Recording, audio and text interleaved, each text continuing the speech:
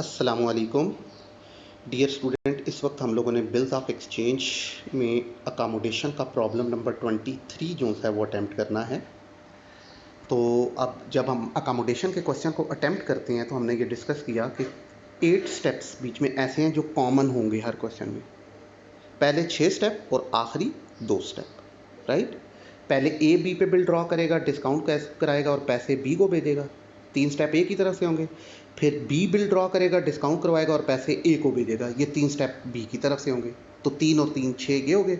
और फिर वो कहेगा कि कोई एक पार्टी है जो इंसॉल्वेंट हो गई, राइट। तो उस इंसॉल्वेंसी को भी हमने 2 स्टेप में रिकॉर्ड करना होता है। तो आप सुनिएगा क्वेश्चन नंबर 23। इन्फॉर्म क्या कर रहा है कि इस वक्त ए ने बी पे 10,000 रुपीज़ का बिल ड्रॉ किया है और दोनों का जो शेयरिंग रेशो है दैट इज़ 3/5 एंड 2/5। तो 3/5 ए का रेशो है और 2/5 बी का रेशो है। अब कह रहा है ए ने अपने इस बिल को जाके बैंक से डिस्काउंट करवाया 9,950 में, और डिस्काउंट करवा के जो पैसे मिले उसमें से 2/5 अमाउंट जो है वो उसने बी को ट्रांसफ़र कर दी। हाफ नहीं, 2/5, ठीक है ना। फिर इसी तरह कह रहा है कि बी ने ए पे बिल ड्रॉ किया है 20,000 का, उसने उसको जाके बैंक से डिस्काउंट करवाया 19,900 में, और डिस्काउंट करवा के जो पैसे उसको मिले हैं उसमें से 2/5 अमाउंट उसने किसको भेजनी है, ए को भेजनी है। लेकिन यहाँ पे एक जो एक्स्ट्रा इन्फॉर्मेशन है वो क्या है, कह रहा है डिस्काउंट करवा के जो पैसे मिले हैं ना वो सारे आपस में शेयर नहीं किए हैं।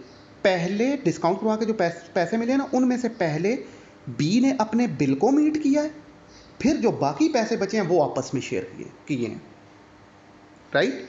तो ये यहाँ तक हमारे 6 स्टेप्स जो हैं वो कंप्लीट हो गए और बीच में एक एक्स्ट्रा स्टेप आया कि बी ने अपनी एक्सेप्टेंस मीट की है, उसके बाद जो है अमाउंट को शेयर किया है। तो अब पहले इन 6 स्टेप्स को रिकॉर्ड करते हैं फिर आगे चलते हैं। तो नहीं बेटे, तो जर्नल ऑफ ए और जर्नल ऑफ बी। तो स्टार्ट लेते हैं। सबसे पहले ए ने बिल ड्रॉ किया है तो ये अपनी बुक में बिल रिसीवेबल को डेबिट करेगा और बी अपनी बुक में बिल पेएबल को क्रेडिट कर लेगा। अब ए के पास क्रेडिट वाला टाइटल नहीं है, ये बी को क्रेडिट करेगा और बी अपनी बुक में ए को डेबिट कर लेगा। मीन्स एक दूसरे को डेबिट क्रेडिट कर लेंगे 10,000 से। अब बिल को इसने जाके बैंक से ए ने जो है ना डिस्काउंट करवाया, तो क्या एंट्री हो जाएगी, bank account debit, discount account debit और bill receivable account credit. Amount कितनी आ जाएगी, कह रहा है 9,950 में डिस्काउंट करवाया तो ये बैंक को चले गए, 50 रुपीज़ का हमारा डिस्काउंट हो गया और 10,000 से बिल रिसीवेबल क्रेडिट हो गया। जो हमारा ड्रॉई है वो इसके अगेंस्ट किसी किस्म की कोई एंट्री रिकॉर्ड नहीं करेगा।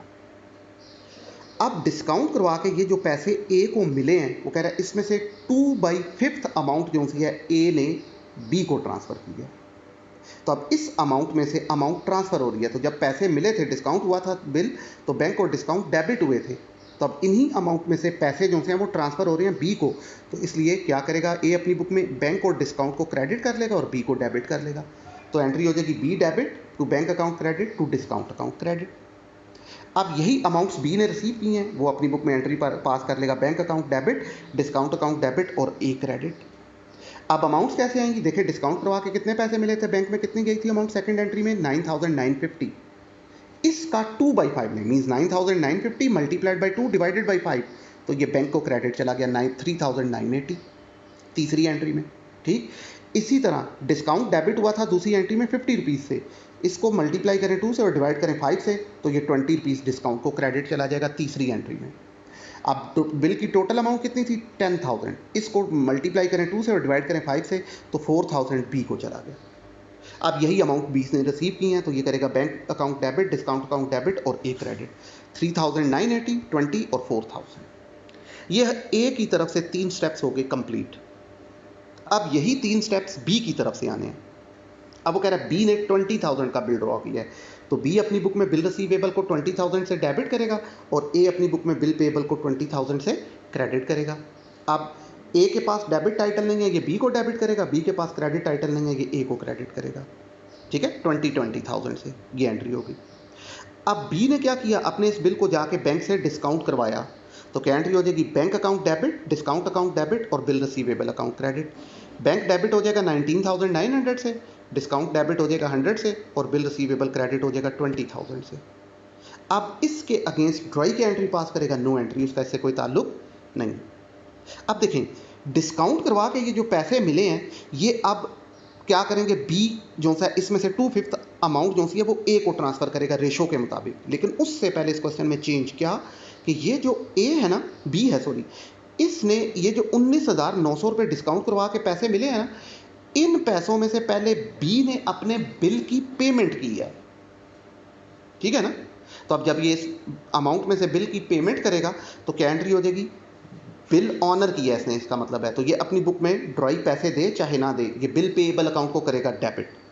अब अगर पैसे दिए हैं तो क्रेडिट करेगा कैश को, तो पैसे अदा किए हैं इसलिए कैश क्रेडिट हो जाएगा। अमाउंट कितनी आ जाएगी, 10,000। कितने का बिल था पहला वाला, ये 10,000 का बिल था, ये पहली एंट्री में इस बिल की पेमेंट की है इसने, तो ये 10,000 का, तो ये अदायगी होगी, bill payable debit, cash account credit 10,000 से। अब ड्रॉर इसके अगेंस्ट क्या एंट्री पास करेगा, ड्रॉर ये देखेगा कि बिल उसके पास है या नहीं है। अगर बिल उसके पास है तो एंट्री होगी कैश डेबिट और बिल रिसीवेबल क्रेडिट, और अगर बिल उसके पास नहीं है तो एंट्री की ज़रूरत नहीं है। तो बिल इस वक्त इसके पास नहीं है, ठीक है ना, बिल इसके पास नहीं है इसलिए ये एंट्री नहीं करेगा, ठीक है। नेक्स्ट, अब ये बिल हो गया मीट। अब वो कह रहा है जो बाकी पैसे बचे ना वो अब आपस में शेयर करने हैं। तो आप देखिए कितने का बिल डिस्काउंट हुआ था, 19,900 का, इसमें से 10,000 बिल को मीट करने में चले गए, तो कैश कितना बच गया, 9,900। तो 9,900 कैश, 100 रुपीज़ डिस्काउंट, टोटल 10,000 ये आप आपस में शेयर करेंगे। तो अब ये क्या एंट्री पास करेगा इसकी, बैंक और डिस्काउंट दोनों को क्रेडिट कर देगा ये, और ए को डेबिट कर देगा। बी अपनी बुक में क्या एंट्री करेगा, a debit to bank account credit to discount account credit, right. अब यही अमाउंट जो सी हैं वो ए ने रिसीव की हैं, तो ए क्या करेगा, bank account debit, discount account debit और बी क्रेडिट, ये एंट्री हो जाएगी। अब अमाउंट्स कैसे आएंगी वो देखिएगा, ये देखें, ये जो बैंक था जो डिस्काउंट हुआ था 19,900, अभी हमने कहा इसमें से तो 10,000 उसने बिल को मीट करने पे लगाया था ना, तो बाकी कैश कितना बचा, 9,900। तो अब 9,900 मल्टीप्लाइड बाई 2 डिवाइडेड बाई 5, ये आ जाएगा आपके पास 3,960, तो बैंक को क्रेडिट चला गया।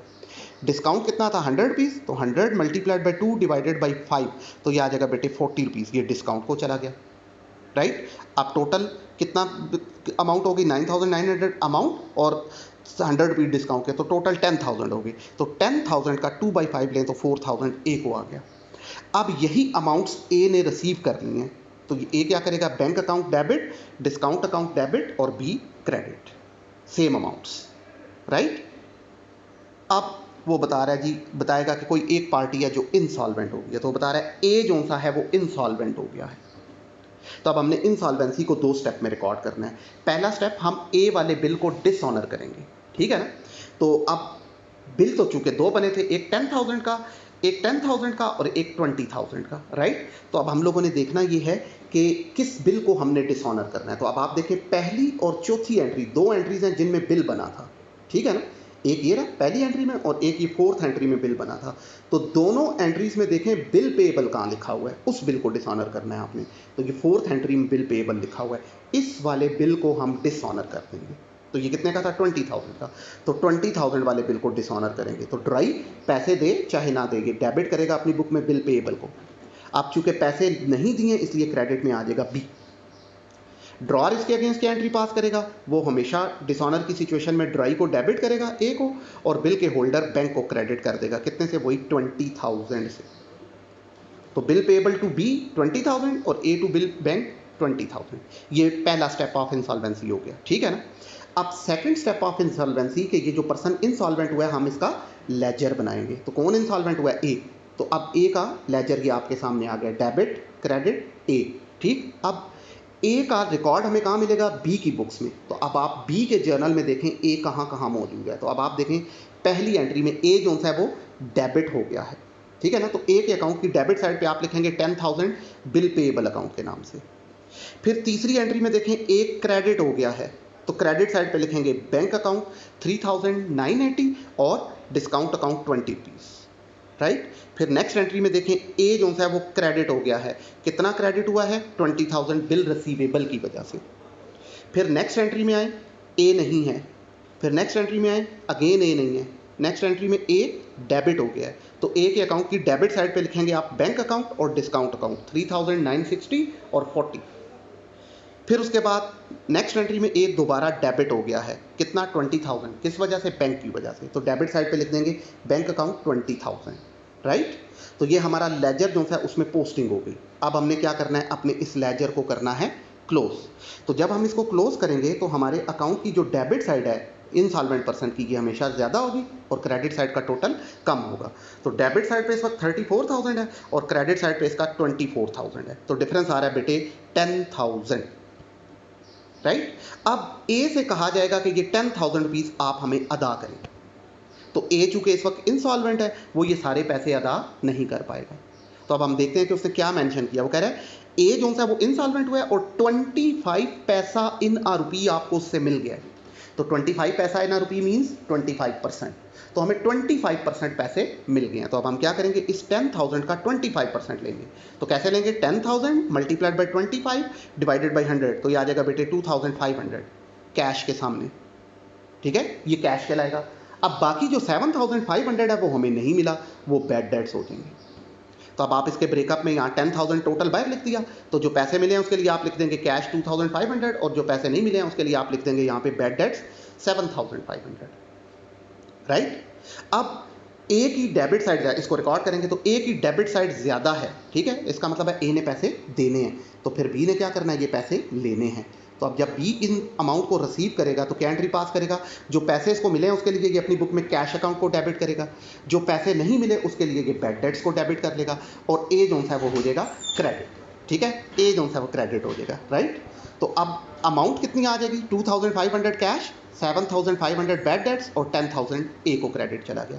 अब यही अमाउंट्स ए ने पे की हैं, तो ए अपनी बुक में क्या एंट्री पास करेगा, ये अपनी बुक में ए को बी को डेबिट करेगा, जो पैसे दिए उसके लिए ये अपनी बुक में कैश अकाउंट को क्रेडिट कर लेगा, जो नहीं दे पाया ये इसकी डेफिशिएंसी रही, तो डेफिशिएंसी क्रेडिट हो जाएगा, तो हो जाएगी, तो एंट्री हो जाएगी B debit to cash account credit to deficiency account credit. B को हम डेबिट करेंगे 10,000 से, कैश को हम क्रेडिट करेंगे 2,500 से, और जो डेफिशिएंसी है वो 7,500 से क्रेडिट हो जाएगी, राइट। तो ये था बेटे हमारा सेकंड स्टेप ऑफ इंसॉल्वेंसी। तो इसके साथ ही हमारा क्वेश्चन नंबर 22 जो है, सॉरी 23 जो है वो हो गया कंप्लीट।